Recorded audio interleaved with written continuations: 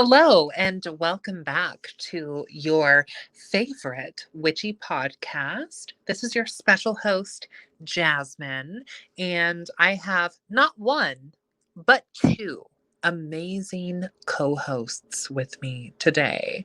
Go ahead and introduce yourself, and we'll just kind of follow this similar order for this podcast. Hello, it's Sydney. How your mama nam? I am your auntie in the occult. You can find me as Crafted Magic or Beautiful Martyr on Facebook, Instagram, and the TikTok. I'm here for all intensive purposes, here to help. Okay. Hello, my name is Nora. You can also call me Astradia. You'll find me on TikTok at Astradia13. And I'm here to be your liminal animist sorceress to the other side. And that's on what? Beg purr.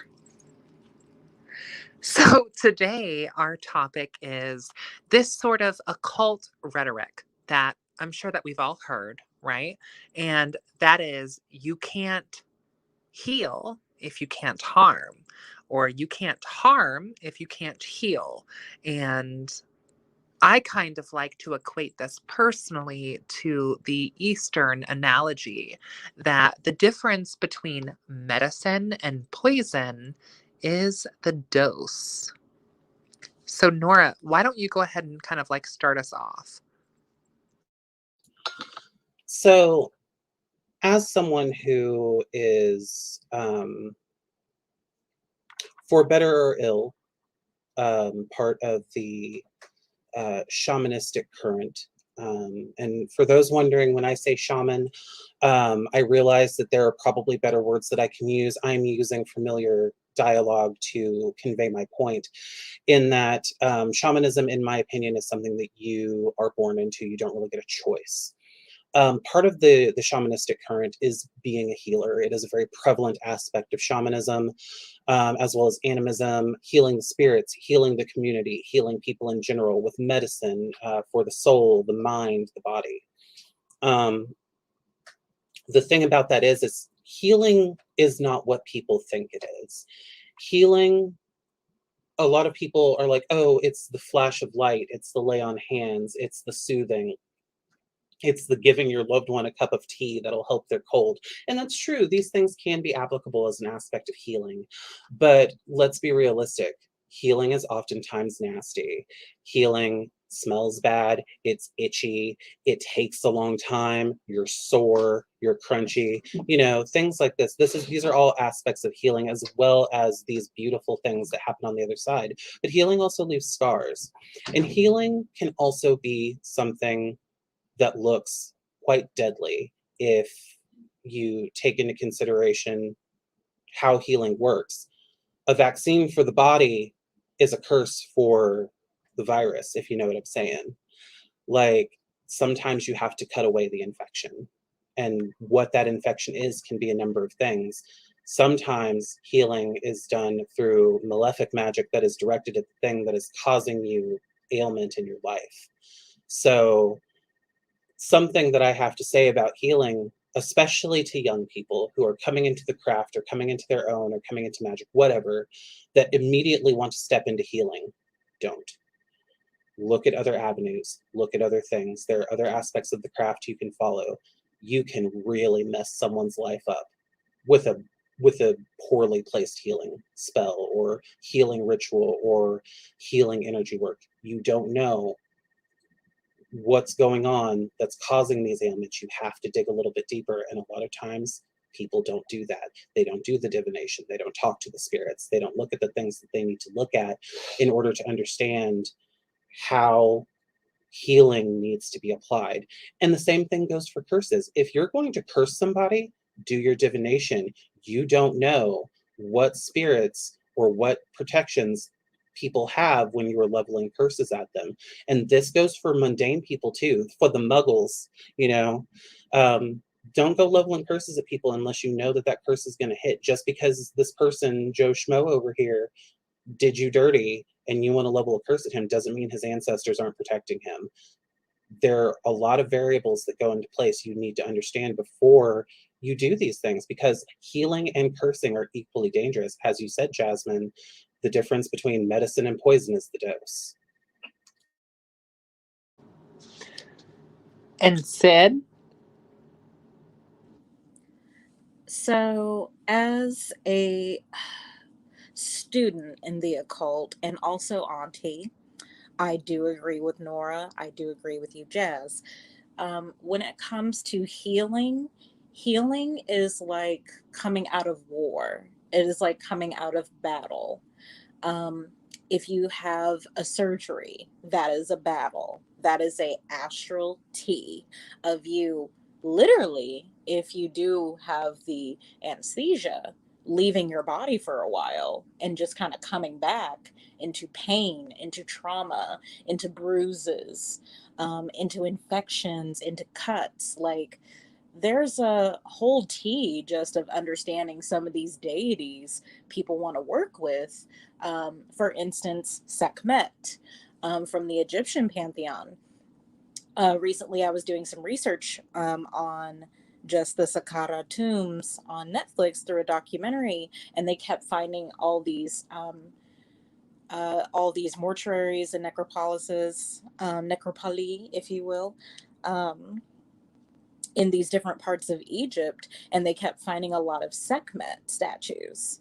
Well, when I did some further research upon her, I knew she was over healing and I knew she was over battles and injuries, but I didn't know she was over surgeries.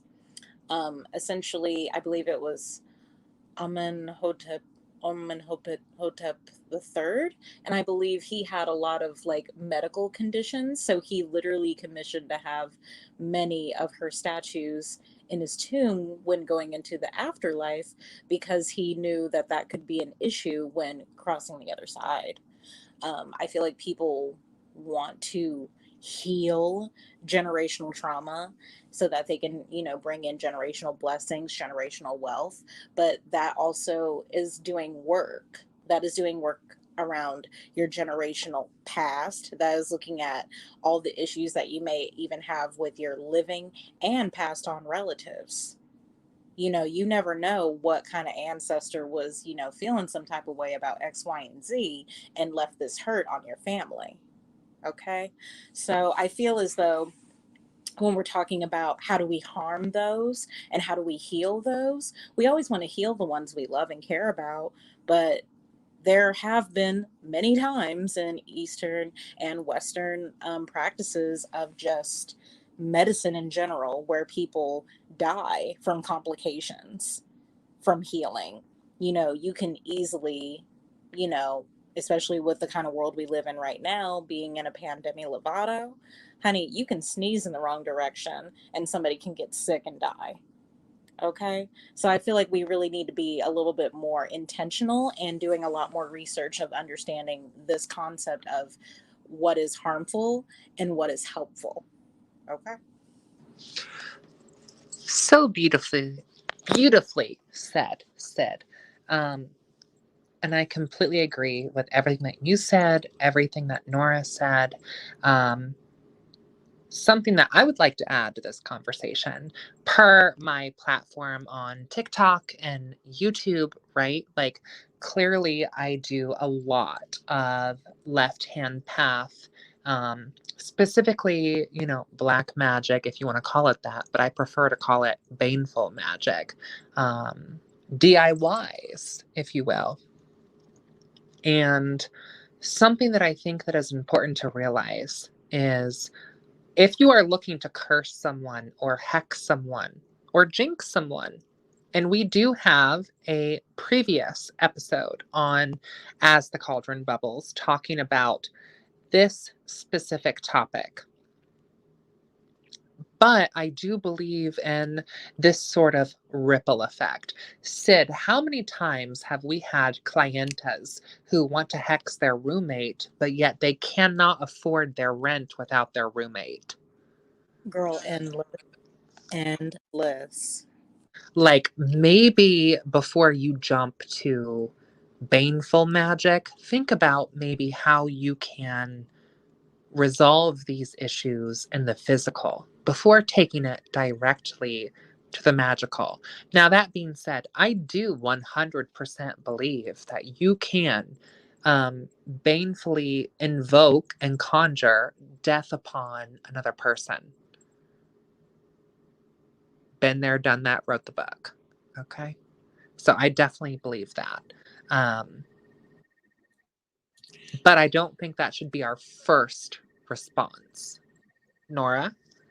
So it's interesting that we bring up this topic of, you know, hexing the roommate but can't pay the rent. Earlier today, I don't know if you guys are familiar with Witchfoot on TikTok and YouTube, but Witchfoot is a content creator who does a lot of videos on a lot of different aspects of the craft. And something that she talked about in one of her videos, you know, it started off with a clip of a girl talking about she hexed her awful ex. And then all of a sudden she tested positive for gonorrhea. She lost her job. All this awful stuff started happening to her. And here's the thing. When you are issuing a hex or a curse or a jinx, what you are doing is you are attacking the source of the issue, not always the person. And the thing you have to ask yourself before you sling a hex is, how did you negatively impact the situation? Because if you are a negative factor in the situation just as much as the person that you're going after, that hex or curse is going to affect you as well. And that's something that needs to be taken into consideration. Also, do divination. Always do divination before any spellcraft, be it malefic or not. I think that as witches, it is in our best interest to be practicing a form of divination before doing a spell. So I don't care if it's just a general money spell. Do some divination prior to. See how you intend the spell, see how that will work for you. This way, if there are aspects of the spell that are unsavory, you can tweak them and then pull more cards or bones or runes or whatever you need to do to make sure that your intended goal is to your highest benefit. Sid, we talk about this all the time in our classes and the coven about doing divination before spell work. What can you add about that? When it comes to doing spellcraft, like I've learned this lesson, and I feel like every time I meet someone who's like, I want to do X, Y, and Z to this person for whatever that reason, I feel like I relearned this lesson. Now, for one, I pull cards for a living in general. Like that's the work I do. I would do the work for the kids. I do the work for the people. And I have so many people who are like, I mean, like, I don't think I need to do any like kind of spell work for that. I'm like, well, it sounds like your problem is something that can be resolved in the physical, and that's great. But let's pull cards on it. Honey, if you got a court case, get somebody to pull cards for you. Oh, excuse you? You just cannot be out here, going on some like, I don't even know, just like thinking that everybody should do work for you when that's not the tea. That should never be the tea for you. Now, if you are not somebody who is a reader, if you're not somebody who does divination, go to a psychic, go to a witch, toss a coin to your witcher, if you will. Okay. It's more so in the sense of your own benefit to go to somebody that you trust. Don't just go to anybody willy-nilly. Okay. Um, and I would say too, like, pull cards on this. Is this problem really affecting you? Is this an inconvenience? Or is this detrimental to your health, your body, and your mind? That's a big question. That's a heavy loader. But it's easy to be like, is it a yes with cups? Is it a no with swords? If you get the other two, if it's pentacles, work harder. If it's, with wands, work smarter astrally. Um, and I feel as though if you're going to do this work, whatever it is, I don't care if you are, like you were saying, Jazz, to doing like a money spell. What's the money for? Okay. Do you want a promotion? Okay, but what if somebody at your job deserves that promotion more than you? I'm not saying you don't need it. I'm not saying that wouldn't be helpful to you, but what if somebody else is struggling just as much as you? Okay. And you never know what will Exactly. that. You Exactly. Exactly. And I would encourage all of our listeners, you know, your homegirl here, a left hand path practitioner, all of these herbs or crystals that we use for healing. And Nora, I would love to hear your thoughts on this.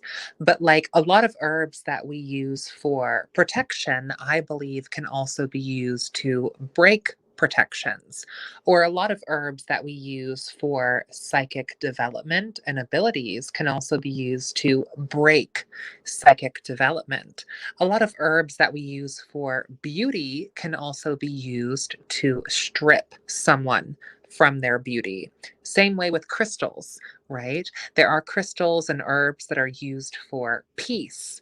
These are the same ingredients that we can alter as a quote unquote black magician to manipulate their properties for a malediction. Nora, would you agree with this or do you disagree? And if you disagree, that's fine. That's the sake of this podcast. So tell me what you think.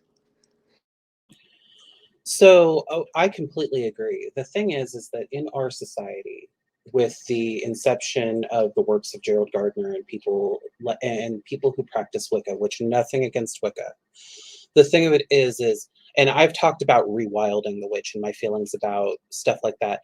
Our our our pelts and our claws and our teeth were sold for pewter pinnacles and to make us more palatable to society. But the fact of the matter is while you can go out and buy numerous books on herbs and things like that from people, it's only just now coming with the culture that you can find that you can take mugwort and use it to help enhance you psychically or to help you cross the hedge, or you can use it to invoke confusion and nightmares. I mean, these are all things that can be done. You can do all sorts of wonderful beneficial magic with rosemary. You can do a curse with rosemary.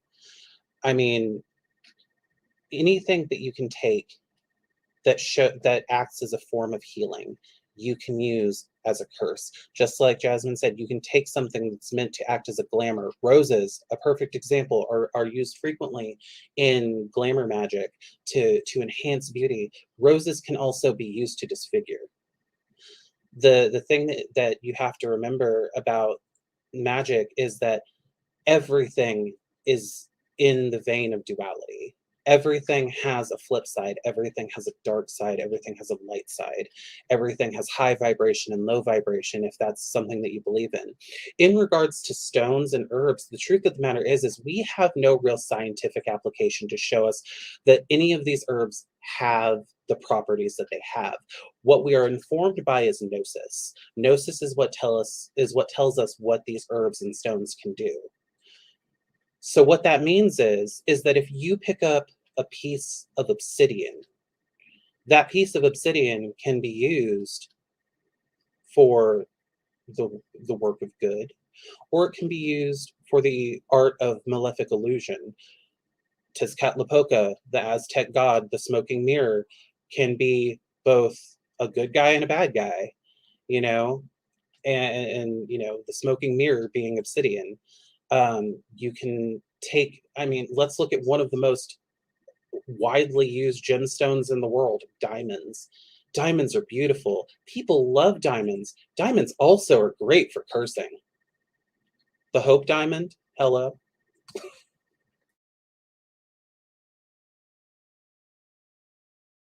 Sid. I absolutely agree. I feel as though when it comes to like herbs, you know, herbs I like what you said, Nora, on just talking about a duality when it comes to things, because that is what the craft is. It is a shift in duality and perspective. So if you feel like you are owed that promotion, or you're owed that, that terrible ex of yours did da da da da da to you. Sure, you're owed that. That's your own personal gnosis, though.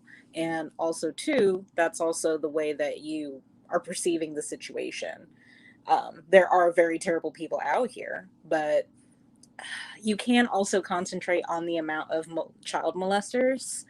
You can concentrate on the amount of like murderers in the world. Like, you can be putting your hexes on people who literally should stay in prison or should die, in my opinion.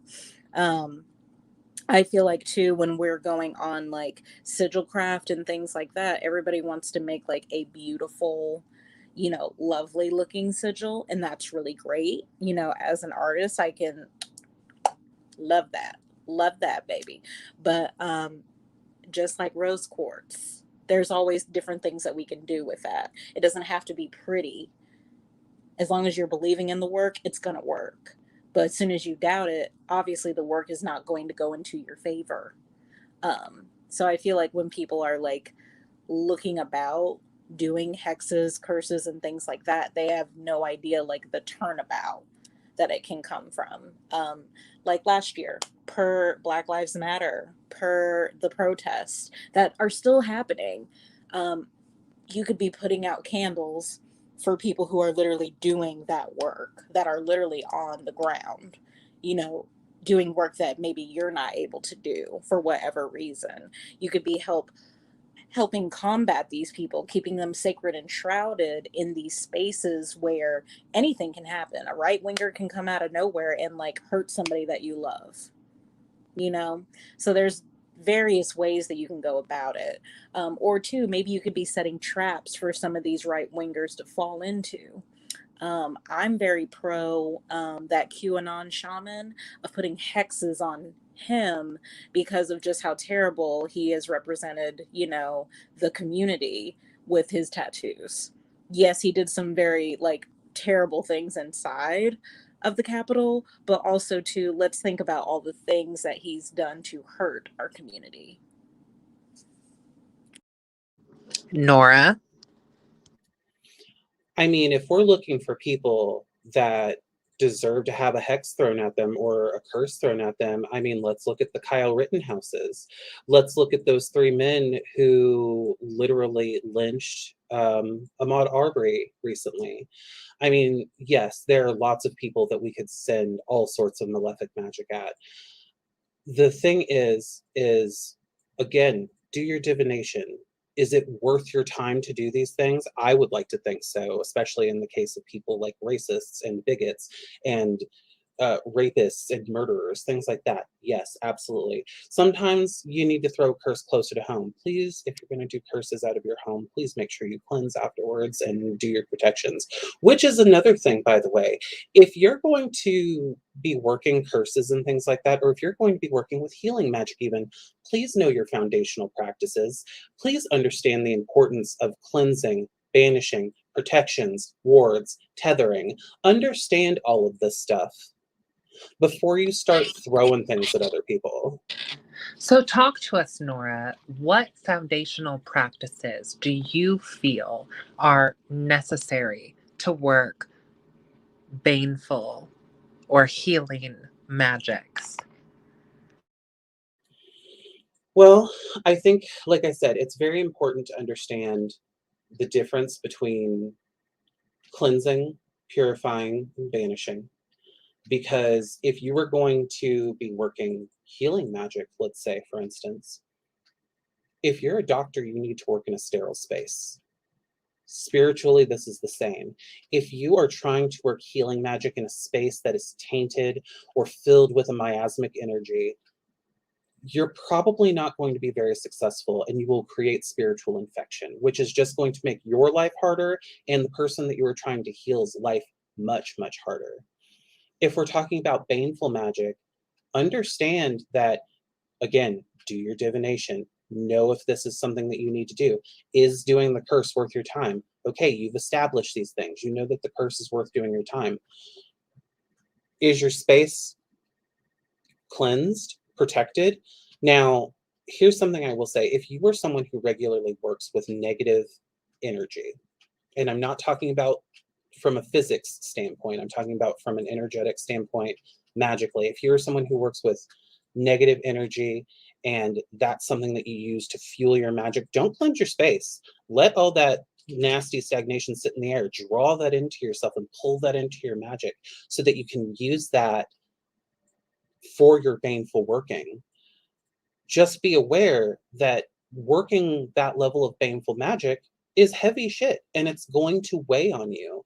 You have to understand how to manage that, how to mitigate it. And sometimes you're going to have to store it somewhere or get rid of it so that way you can breathe a little bit easier. These are all things that you can only understand if you do your foundational practices. If you have a rickety foundation, doing these heavier magics is going to rock your shit.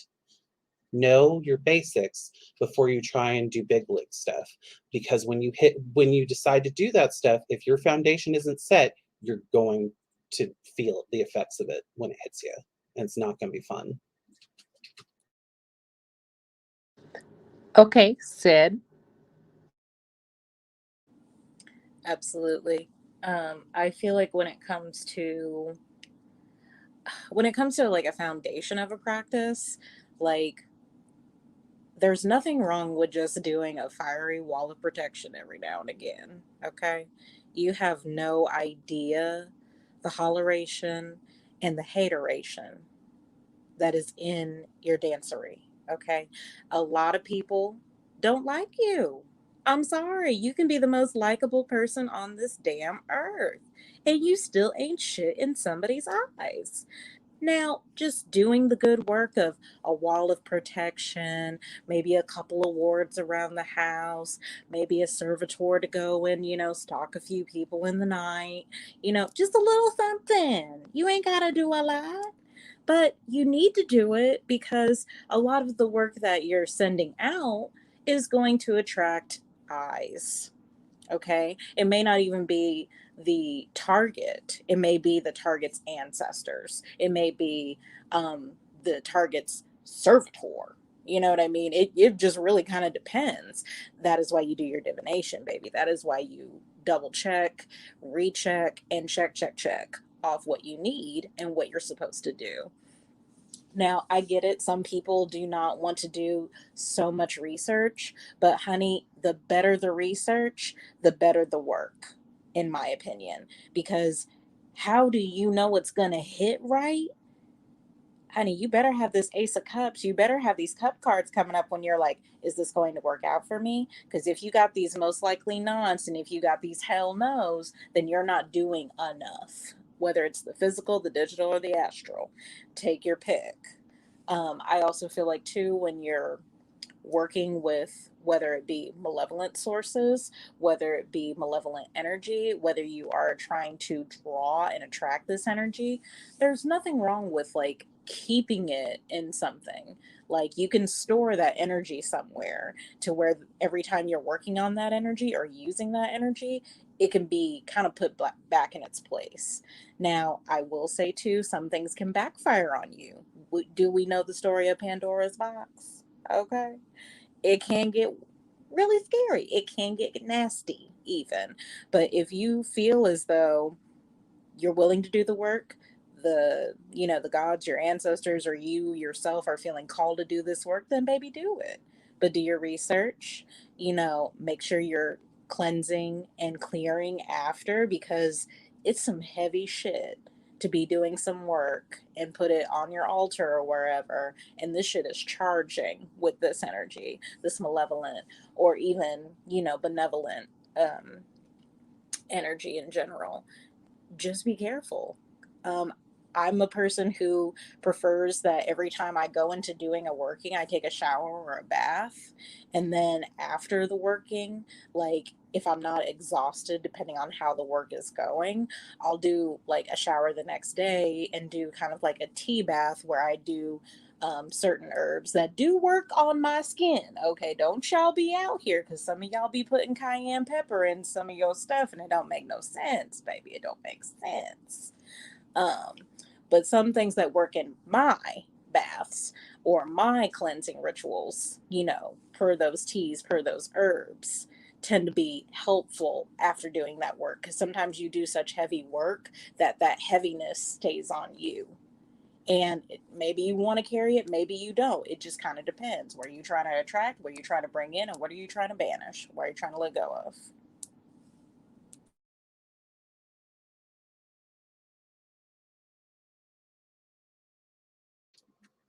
And just something I'll throw in here as well. Make sure that if you're going to do malevolent magic, make sure it has a path. Just because you're thinking real hard about Joe Schmo, who said something real nasty about you, does not mean that you're going to have a path to that person. Aside from the divination, get a name. If you can, get a birthday. If you can get biological material, even better. But I know sometimes that's not always the case. If you have a name, that's all you really need. But make sure you have a path. Because if you don't have a path, all that negative malefic energy that you're building up to send at somebody is just going to sit right there with you, and it's going to fuck up your shit. I agree. I agree. And I think that another topic that we have here is also, how do we identify when there has been malefic magic sent our way?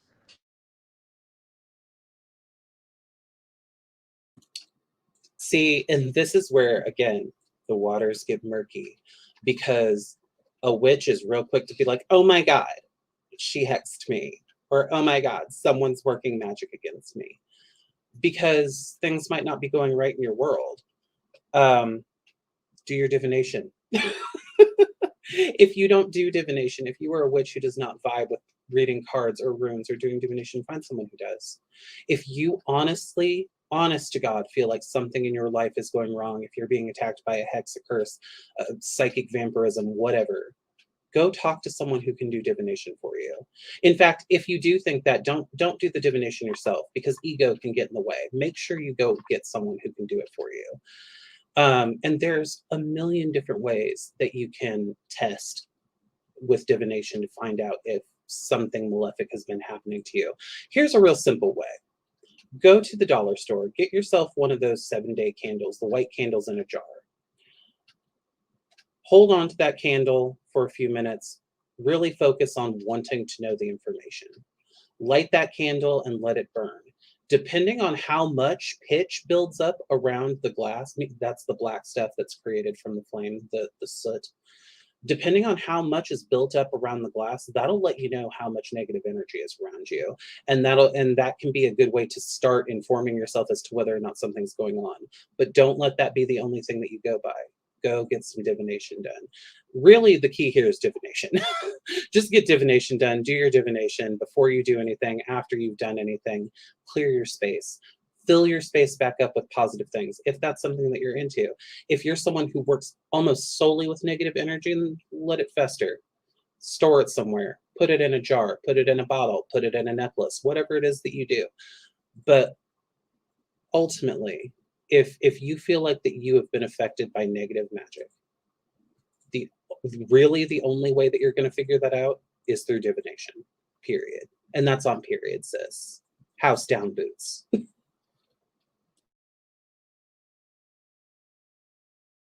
Sid? I like what you said, Nora. Personally, when if I ever feel like that, I definitely pull cards just for myself, but I definitely I either ask somebody else for just, you know, another opinion. You know what I mean? It's no different than when you go to a doctor and they're like, "Hey, you got X, Y, and Z," and you're like, "Are you for real? I could never. How would my body produce that?" They're like, "Okay," and then you're like, "Well, let me go into another doctor." You know what I mean? Witches can do the same thing. Okay. There's nothing wrong with asking somebody else who's maybe closer to the cards than you are or pulls differently than you. You can always have a different opinion.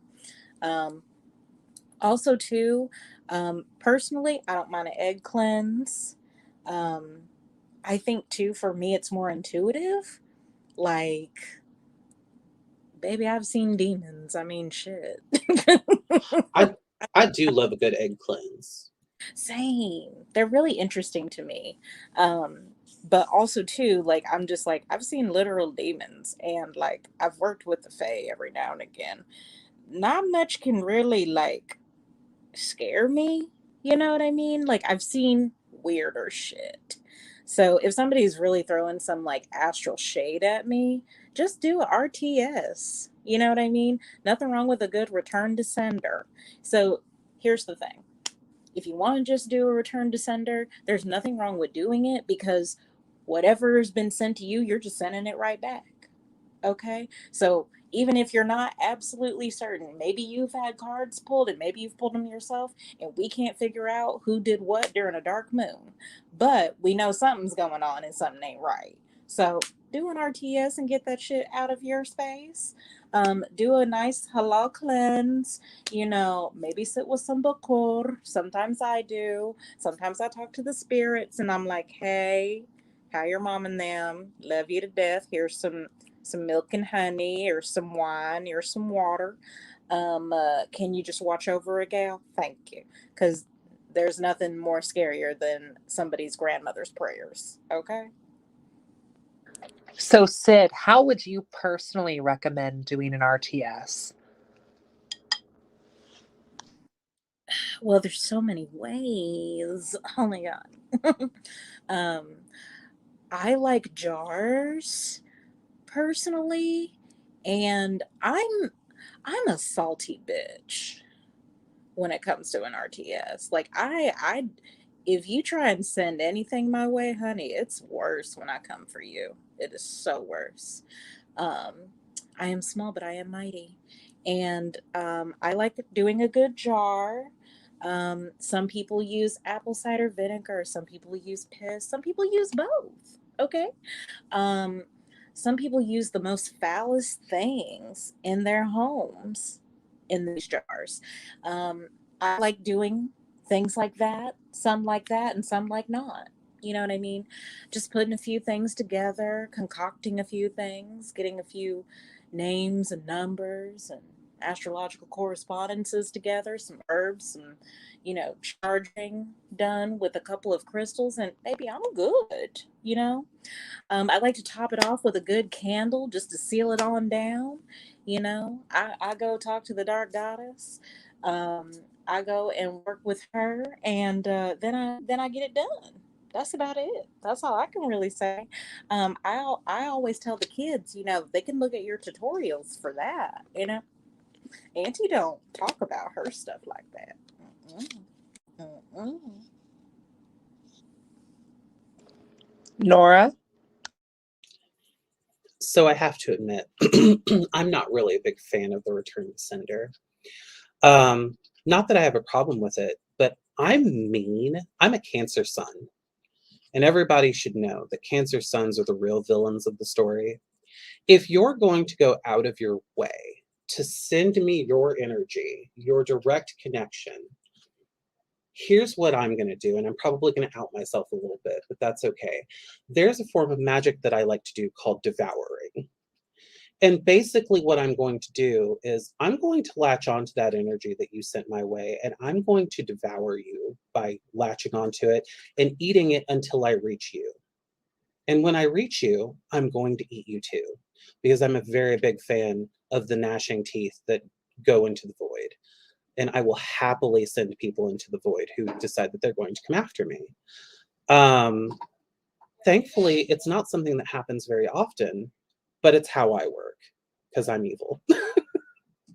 As for a return to sender, I will say one of my favorite and easiest methods for a return to sender is just to take a candle, carve it up with the information that you do have about the person, turn that bitch upside down, carve the bottom until the wick is exposed, and burn it upside down. And that'll do the trick just fine. I also have a very simple but very nasty curse if you would like to hear about it, but it's very gross. Oh, please.